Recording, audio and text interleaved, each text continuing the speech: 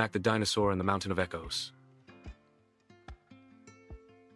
One bright morning, Mack the Dinosaur stretched his little green arms, shook his tail, and decided it was the perfect day for an adventure. He packed his explorer backpack with a snack, a big crunchy fern sandwich, a shiny rock he called his lucky stone, and a tiny whistle that made a funny toot-toot sound. "Today," Mack said proudly, "I'm going to find the Mountain of Echoes."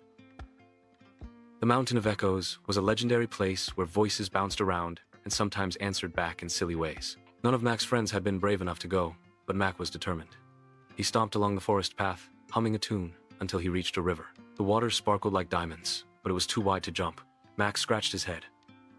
Just then, a friendly turtle popped up. "Need a ride across?" the turtle asked. "Yes, please," Mack said, carefully climbing onto the turtle's shell. With a swish-swish, the turtle ferried him to the other side. Mack waved. "Thank you, Mr. Turtle." On he went, through tall grass and over bumpy hills, until he reached the foot of the mountain.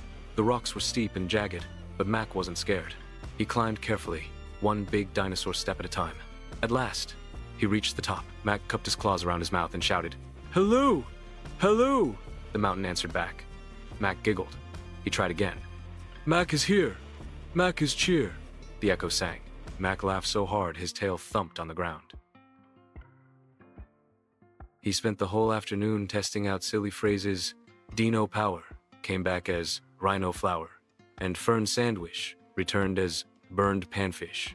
When the sun began to set, Mack sat on the peak, munching his sandwich, watching the sky turn pink and gold.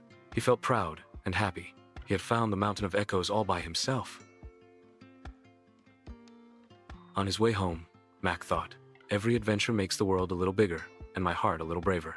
And that night, he dreamed of where tomorrow's adventure might take him. The end.